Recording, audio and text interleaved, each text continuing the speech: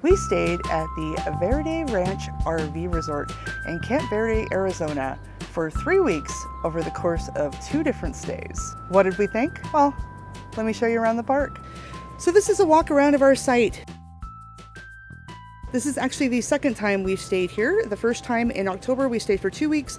This time we stayed in May for 6 days.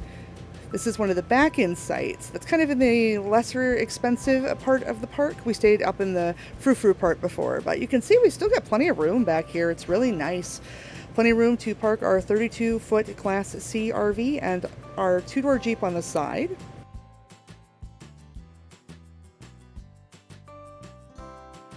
You can see we have some neighbors. We got a bunch of trees and things that they have here.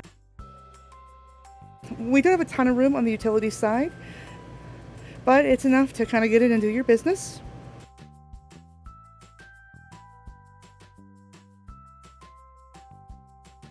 We did have to use blocks to level. This entire park is sloped. It's the geography of the region.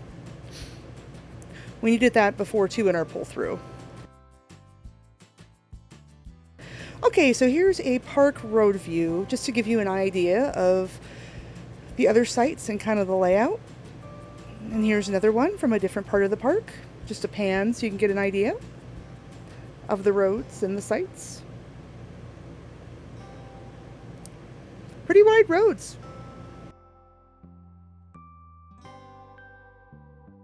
And now here's the clubhouse. Got this legend here. It does in fact have all those amenities within it. I'm going to walk you through and show you it. Now check this out. Got these really pretty glass doors in front. Now I'll have you know it was pretty busy in the clubhouse and I was trying not to bother anybody, so I'm giving you glimpses of stuff, but I didn't want to be creepy and loom over people. Back there you can kind of see there's somebody back there. This is kind of a work area with printer and that sort of thing, so that you can do some work. Here is a air hockey table, I believe. Anyway, this big table, there's a pool table back there, and if you go back here, there's an arcade. Some cool machines. There's only one other park I've seen an arcade, and that was back in Louisiana. I will link that review in the description below. This one is a lot bigger, I would say, than that one, and very modern, but I am always impressed when I find an arcade in an RV park, let me tell you.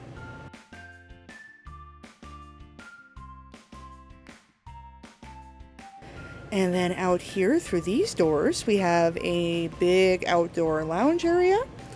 And this is actually back where the pool is. Now, there was a father and son using the pool, and I did not want to bother them, but there is a pool and a hot tub out here. Very cool. Very nice. See, and this is the lounge area. Okay, so what's really cool about this RV park is that there are not one, but 2 laundry rooms, and they use an app. You can either use an app, the Wash Connect app, or you can get a laundry card. I believe you can take your credit card and charge it up with that machine I showed you. Here are the washers and dryers. There are tons of them in each of the laundry rooms. Now, the price when I was there was $235 to wash and $250 to dry, but it could be different when you go. And I want to say that it was a different price to wash depending on the size of the load or the intensity of the load, something like that. But the prices were, not the cheapest, but pretty good considering how nice the machines were, how many of them there were, and the fact that you could do it with an app. See, look, they've even got all these instructions on the wall so you can follow it. Nice waiting areas. Very, very, very nice. And here's the second laundry room. I go through this one really fast because it's essentially the same thing. There's one kind of down in the area with the back ends where we were the second time, where mostly the full-timers are, and then there's another laundry room up near the clubhouse where the more expensive sites are, where a lot of the pull-throughs are as well. Okay, so there are many showers in each of the laundry houses. This is just a sample one.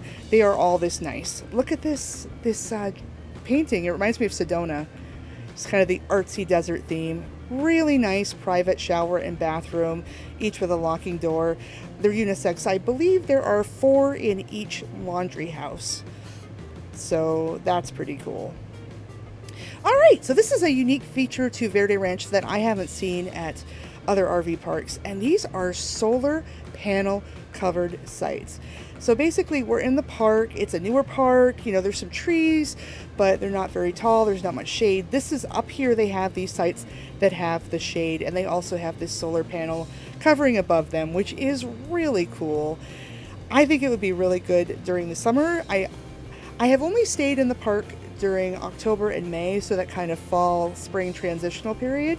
I would imagine with the sun in Arizona, even up this high in elevation, that it could get pretty hot. So I would imagine that during the summer, these would be great sites to have. But giving you a view of them, you can see that even though they've got the covered sites up here, they haven't skimped at all on the vegetation between the sites, some of that landscaping, which is really neat. The other nice thing is this was up on a hill and I was down below, so I actually walked up and down to get a workout every day here when I stayed here, because that hill was no joke. But you get a nice view when you're standing up here of the rest of the park. Okay, another neat thing about Verde Ranch RV Resort is they have not 1, not 2, but 3 kinds of cabins. So we have this kind of glamping tent style, first one I'm showing you. And then there's more of a traditional style over here in these, you know, brown structures. Yeah, see, those are really nice. And then the third style is really cute. They have these ones that are basically covered wagon beams. How sweet, huh? Going with that old West frontier theme. And one of the neat things about the covered wagons is they have their own little shower houses and bathrooms. You can see them in this shot. I'll give you a close-up shot here as well. Pretty cool. All right, another cool feature of this resort is the river hiking trail. Now, I believe this is actually the Verde River, or at least one of its small tributaries. So I'm walking down here. They have this little staircase and the railing, but off to the left you can see they also have more of a natural descent. I was holding the GoPro though, and I didn't want to end myself, so I thought I would take these stairs down. Kind of hike out and give you a view of the river. Let's do a little movie magic so I get out there faster for y'all. And here is that river. I think it's the Verde River. I don't know. It sure is green though, huh?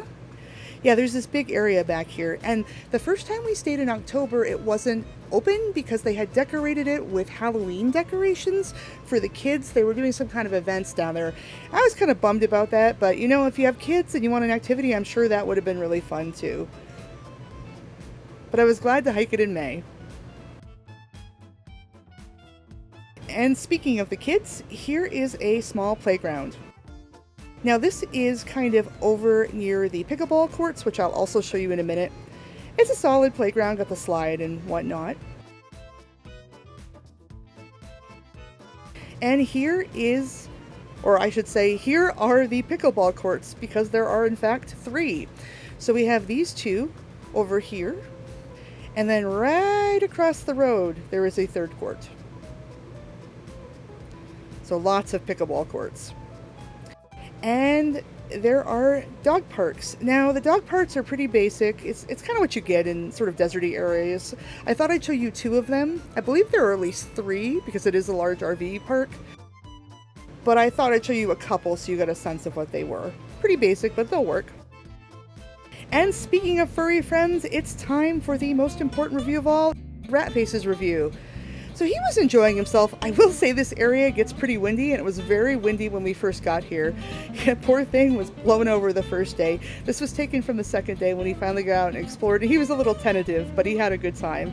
You can kind of see the hesitation in his bearing, but solid park for Ratface. As far as nearby attractions, you are spoiled for choice. First of all, you are not that far from Sedona. It's about a half an hour. You got the beautiful Red Canyon Drive there. You know, the town of Sedona is really cool and quirky and magical. Really easy day trip. And you're only a couple of hours from the Grand Canyon. So it's a decent launching point. You're not super close to the Grand Canyon, but you're close enough to do a day trip, which we did in October, and it was lots of fun. In addition to the big attractions of Sedona and Grand Canyon to a lesser extent, the town of Camp Verde is small, but it has pretty much everything you would need. I'll talk about it more in my pros and cons, but there are plenty of shops nearby. You're close to civilization. You don't really have to worry about packing in everything you could possibly need. And while Camp Verde is small, it is very RV friendly, and there's an RV focus in the town. But I will get more into that in my pros and cons at the end of the video. Okay, you've seen the park. Now let's talk about the pros and cons. I'll start with the pros, and buckle up, there are a lot of them. The first pro is that the roads are really wide, the spaces are really wide, and they're very easy to get into, whether you have a pull-through or a back-in site. We've done both.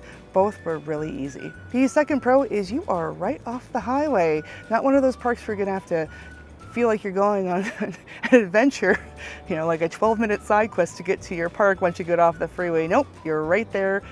It's not too bad. The third pro is that you are really close to the town of Sedona. Really cool, funky place. Everybody knows about it. It's all the rage on Instagram. But yeah, it's really inexpensive and a good jumping off point for that. You're also a reasonable distance from Grand Canyon. It's a couple hours, but we did it the first time we went as a day trip, and it was really fun.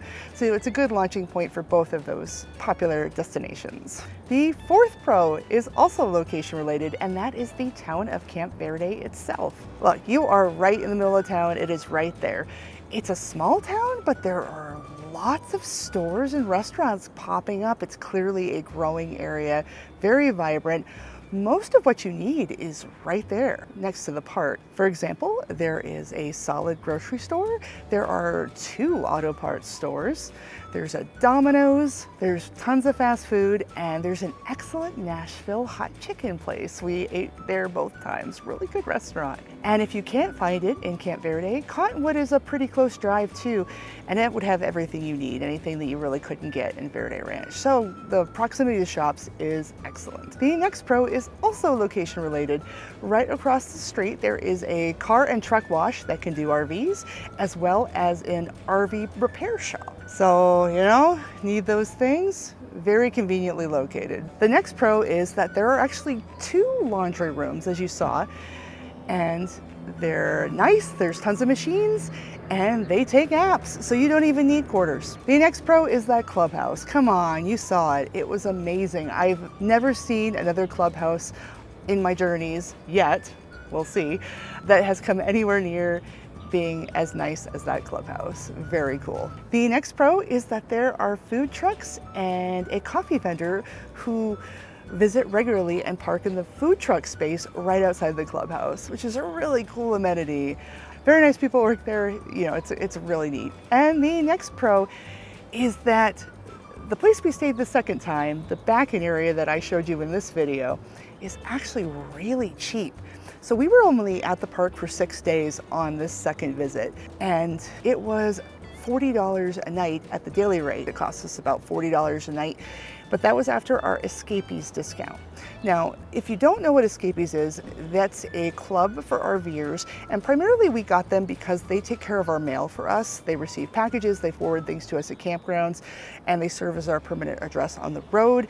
But they have a lot of other things they do. For example, campground discounts.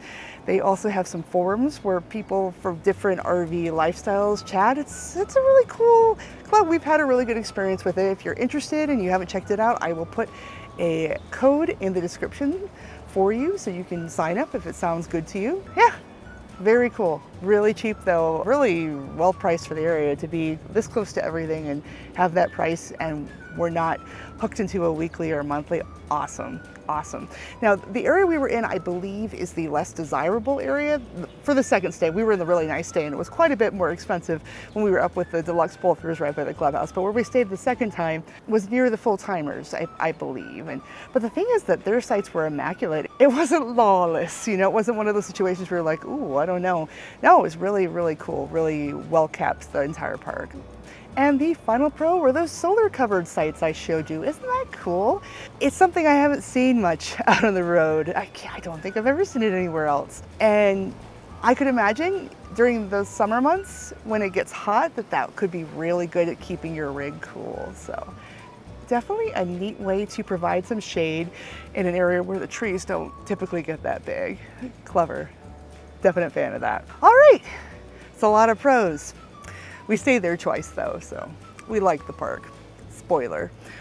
But I do have a few cons, just a couple, you know, being a little nitpicky here, but I want to be fair and give you the whole picture. The first con is that the sites are gravel. You know, gravel sites aren't the end of the world, but in our Class C and how we have to use the blocks to level, our whole process, sometimes on that gravel, the blocks that Justin likes to use, they slip and slide, and this was no different.